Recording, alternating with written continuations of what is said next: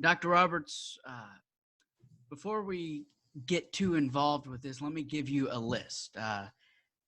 You know, telemedicine done at home on the computer, school Hmm. learning done at home on the computer, Hmm.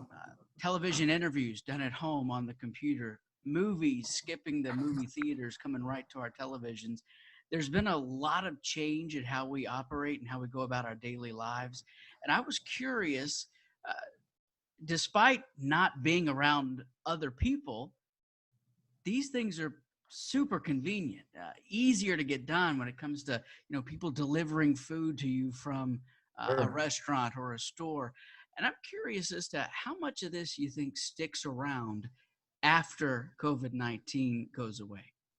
Oh, yeah, that's a great question. And I think I should preface my answer with this. Of course, all of us are experiencing COVID-19 and the pandemic in a little bit of a different way, right?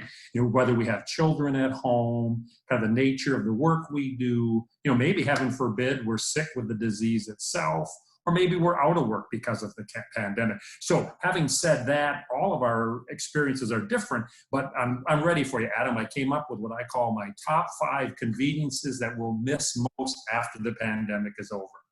All right. Number 1, commute time. Everyone's going to miss not having to commute to work. And, that's particularly a good point. I know everyone you talk to who has any kind of a commute is probably saying the same thing. But I think what your viewers might not know is that commute time and how strenuous or how stressful your commute is has a lot to do with how happy you are. That's one of the most important factors driving our happiness on a daily basis is how stressful and how long our commute is. So that's my number 1 thing that we'll miss, convenience we'll miss most. Number 2, and I love this one, and I'll be honest with you and your viewers, I had to take a shower and shave today for this interview. And I know you tried to encourage me not to shave, but we wouldn't want to do that to your viewers. So I call it Casual Friday every day.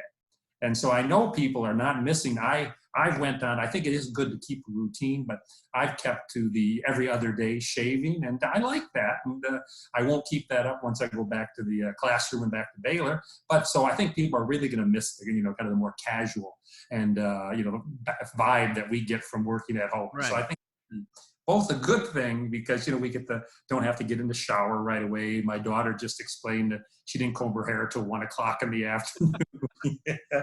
And so I really love that. And so I think we're going to miss that casual vibe that we get every day working at home.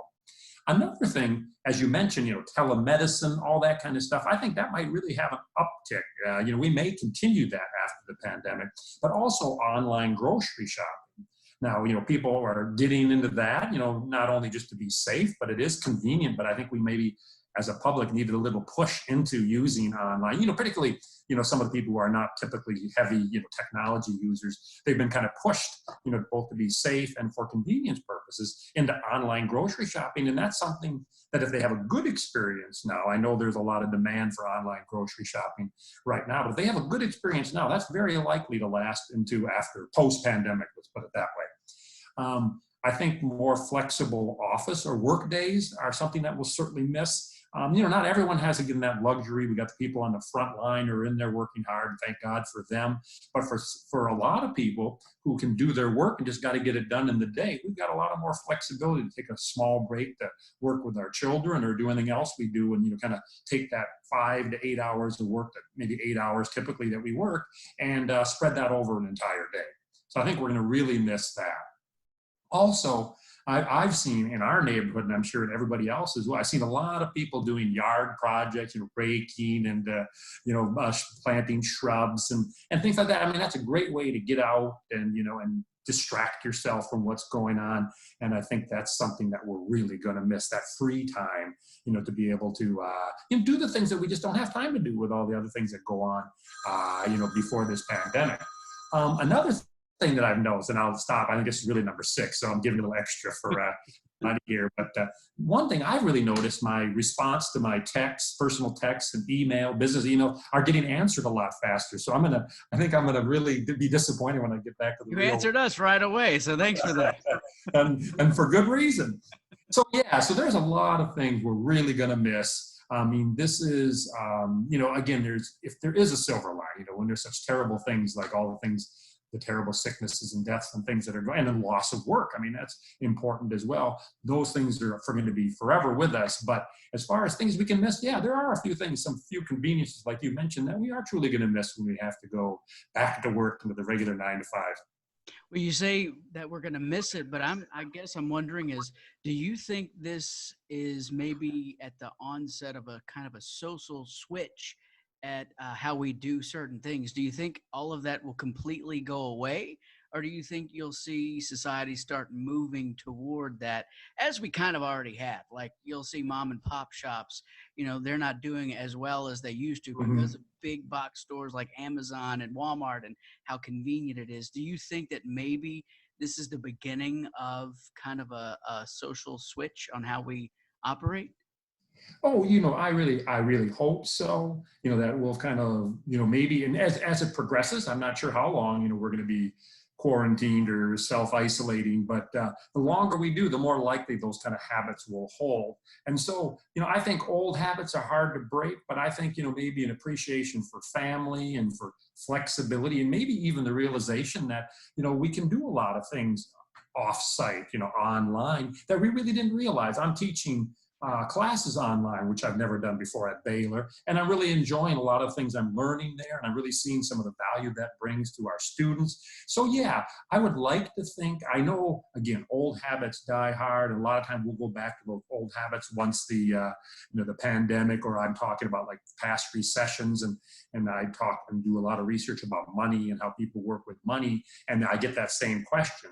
Well, do you think, Dr. Roberts, after this terrible recession, that everyone will continue to save money and Right. mine nickels and dimes? And usually my answer is, well, usually we have a fairly short, I call it consumer amnesia.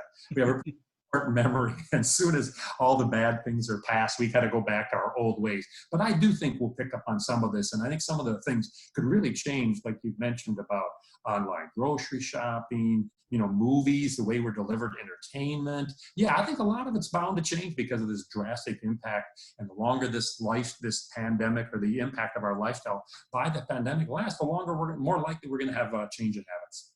Do you, in the same token, do you maybe worry in some cases that there could be uh, a downside to this? For instance, a lot of people. I just spoke to a pastor, did an interview about how Easter Sunday is going to happen. Do Mm. you think maybe we'll lose that desire to be near one another and choose convenience over, close physical proximity to each other in some cases? Do you think maybe we run that risk?